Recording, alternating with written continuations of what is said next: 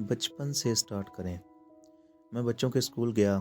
मेरे और मेरी बीवी के शूज़ दहलीज पर उतरवा लिए गए। हमें 2 दिन कबल स्कूल से हदायत मिली थी, आप अपने हाउस स्लीपर साथ लेकर आएं। हमने शूज़ उतारे और अपने स्लीपर पहन लिए। हम अंदर गए तो मैंने देखा मेरा बेटा स्कूल की सीढ़ियाँ साफ़ कर रहा था। मैं पाकिस्तानी कल्चर में पला बड़ा था। मैंने बेटे को सीढ़ियाँ साफ़ करते देखा तो मुझे बहुत बुरा लगा और मैंने अपनी बीवी से कहा, हम इस स्कूल को इतनी बारी बारी फीसें देते हैं, लेकिन इन्होंने हमारे बेटे को स्वीपर बना दिया है। मेरी बीवी ने हंसकर जवाब दिया, जापान के हर स्कूल में बच्चों से रोज़ाना 40 मिनट सफाई कराई जाती है। मैं भी करती थी और हमारे वज़ीर आज़म और वज़रा भी और मुल्क के तमाम खरबपति भी। ये हमारी फ़र्स्ट ट्रेनिंग होती है। मैं बहुत हैरान हुआ। मेरी बीवी ने बताया, हमारे स्कूलों में सफाई का अमला नहीं होता। गार्डन से लेकर वाशरूम्स तक स्टूडेंट साफ़ करते हैं और इसमें किसी को इस्तिस्ना नहीं। हमारी गुफ्तगू जारी थी कि मेरी बेटी भी हमसे मिलने आ गई। वो भी इसी स्कूल में पढ़ती थी। मैंने बेटी से पूछा, तुम क्या कर रही थी? इसका जवाब था, हमारी क्लास की ड्यूटी वाशरूम्स की सफाई पर लगी थी। मैं 6 वाशरूम्स धो और खुश्क करके आई हूँ। मैंने बेटी से पूछा, क्या आपको वाशरूम साफ़ करते हुए बुरा नहीं लगता? इसने हंसकर जवाब दिया, हमारी प्रिंसिपल, हमारी तमाम टीचर्स और हमारा पूरा स्कूल सफाई करता है। हम सब बराबर हैं, फिर हमें बुरा क्यों लगेगा? मैंने अपनी बेटी के सर पर हाथ फेरा और कॉन्फ्रेंस रूम की तरफ चला गया। मुझे ये वाक़या भी इरफान सदीकी ने सुनाया था। ये चंद दिन के लिए पाकिस्तान आए और इन्होंने अपनी ज़िंदगी के 2 कीमती दिन मुझे इनायत किए। हम सारा दिन गप लगाते रहे। इनका कहना था, जापान के तमाम स्कूलों में सुबह बच्चों से सफाई कराई जाती है। इससे बच्चों को सफाई की आदत पड़ जाती है और ये बड़े होकर भी इसका ख्याल रखते हैं। हमारे दफ्तरों में भी मुलाजमीन सुबह आकर अपनी मेज़, कुर्सी, कमरा और वाशरूम साफ़ करते हैं और फिर काम शुरू करते हैं।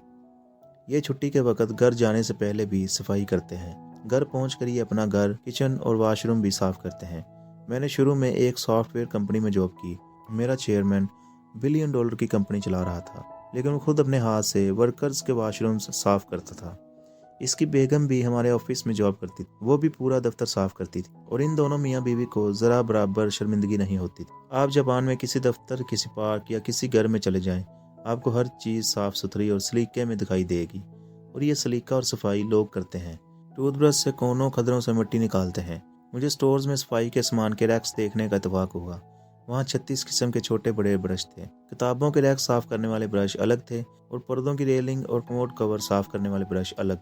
एक रैक में फर्श और कपड़ों से बाल निकालने वाले आलात थे। अब सवाल ये है, जापानी लोगों में ये सफाई और ये सलीका कहाँ से आता है? ये बचपन में स्कूल की ट्रेनिंग से कशीद होता है।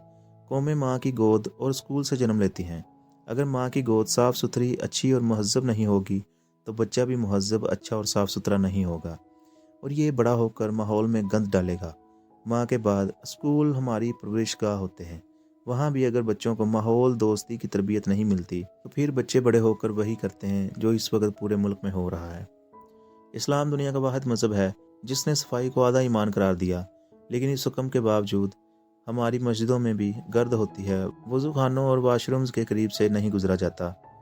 वज़ू के पानी के असरात इमाम साहब की जाए नमाज तक नज़र आते हैं, क्योंकि हमने लोगों को सफाई की ट्रेनिंग ही नहीं दी। हम इन्हें निस्फ़ ईमान की हदीस तो सुनाते रहते हैं, लेकिन इन्हें अपने हाथ से सफाई करके नहीं दिखाते।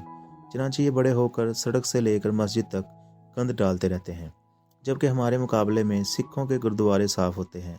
गुरुद्वारों का सेहरा मियाँ मीर रहमतुल्लाह अलैह के सर जाता है। गुरु नानक हज़रत मियाँ मीर रहमतुल्लाह अलैह के शागिर्द थे। हज़रत साहब अपने हाथ से अपनी मस्जिद और दरगाह की दहलीज साफ़ करते थे।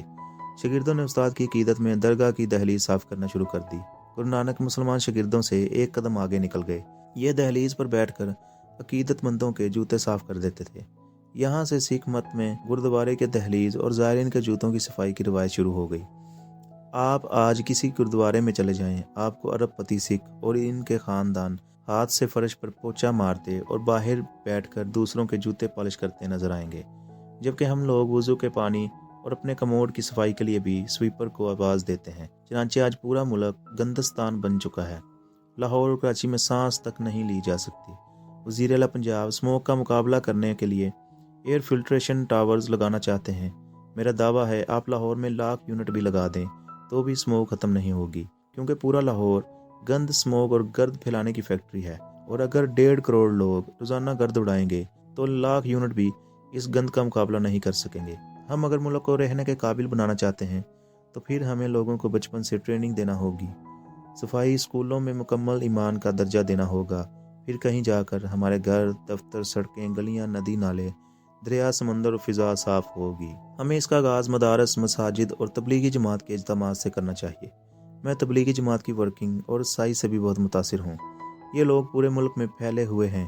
یہ اگر اپنے سلیبس میں صفائی کو عملاً آدھا ایمان مان لیں اور لوگوں کو ٹریننگ دینا شروع کر دیں تو پورا ملک بدل جائے گا۔ اسی طرح اگر پرائیویٹ اسکول، کالجز اور یونیورسٹیاں جاپانی ماڈل پر چلی جائیں، یہ اپنے عملے اور طالب علموں کو کیمپس کی صفائی کا کام سونپ دیں، روزانہ صبح آدھا گھنٹہ بچوں سے صفائی کرائیں اور اس میں واش رومز کی صفائی بھی شامل ہو، تو یہ قوم 10-15 برسوں میں تبدیل ہو جائے گی۔ اور اس کے بعد سرکاری اور غیر سرکاری دفتر بھی یہ قدم اٹھائیں، یہ اپنے لوگوں سے صبح صفائی کرایا کریں۔ سیکرٹری صاحب اپنی لفٹ یا اپنا ٹیبل خود صاف کیوں نہیں کرتے، اور وزیر کو اپنا واش روم صاف کرتے ہوئے کیا موت پڑ جاتی ہے۔ ہم پوری دنیا کو بتاتے پھرتے ہیں ہمارے رسول صلی اللہ علیہ وسلم اپنا جوتا خود گانٹ لیا کرتے تھے، اپنے کپڑے خود دھوتے تھے اور اپنا فرش اور اپنا بستر خود صاف کرتے تھے، اور اپنے مہمانوں کی گندگی اپنے دست مبارک سے صاف کرتے تھے۔ مگر ہمیں میز صاف کرنے کے لیے بھی سویپر چاہیے۔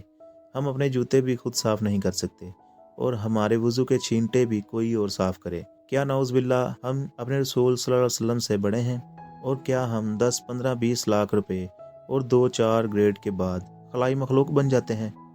میں چند دن پہلے اپنے دفتر گیا تو اس کی دہلیز پر سالن گرا ہوا تھا۔ سیکیورٹی گارڈ قریب کھڑا تھا۔ میں نے اس سے پوچھا، یہ کس نے گرایا؟ اس کا جواب تھا، مجھ سے سالن کی پلیٹ گر گئی۔ میں نے پوچھا، پھر آپ نے اسے صاف کیوں نہیں کیا؟ اس کا جواب تھا، میں نے صفائی والا لڑکا بلایا ہے، وہ تھوڑی دیر میں آ جائے گا۔ میں نے ہنس کر پوچھا، سالن آپ نے گرایا اور صفائی کوئی اور کرے گا؟ میں نے اس کے بعد جیب سے ٹیشو پیپر نکالے اور دہلیز پر بیٹھ کر صفائی شروع کر دی۔ گارڈز میں 3 لوگوں نے میرا ہاتھ پکڑ لیا۔ میں نے اپنا ہاتھ چھڑایا اور صفائی کرتا رہا، مگر وہ مجھے روکتے رہے۔ میں نے ان سے کہا، آپ بھی کمال لوگ ہیں، آپ خود بھی صاف نہیں کر رہے اور دوسرے کو بھی نہیں کرنے دے رہے۔ اس دوران سویپر آ گیا۔ میں نے اس کے ہاتھ سے وائپر لیا اور پوری دہلیز صاف کر دی۔ اس سارے عمل میں 1 منٹ لگا۔ یہ کام 30 سیکنڈز میں مکمل کر سکتا تھا اگر وہ لوگ میرا ہاتھ نہ پکڑتے۔ آخر میں سویپر میرے گھٹنے پکڑ کر بیٹھ گیا۔ اس کا خیال تھا اس کی نوکری چلی جائے گی۔ میں نے ہنس کر اسے اٹھایا اور کہا، بیٹا اس میں تمہاری کوئی غلطی نہیں، یہ بنیادی طور پر سالن گرانے والے کی ذمہ داری تھی۔ بہرحال صفائی تم نے کی یا میں نے کر دی، کیا فرق پڑتا ہے؟ صفائی بہرحال ہونی چاہیے تھی اور یہ ہو گئی۔ آپ اس سے مائنڈ سیٹ کا اندازہ کر لیں۔ سیکیورٹی گارڈ کو بھی سالن گرانے کے بعد صفائی کے لیے سویپر چاہیے، یہ بھی سالن صاف کرنا اپنی توہین سمجھتا ہے۔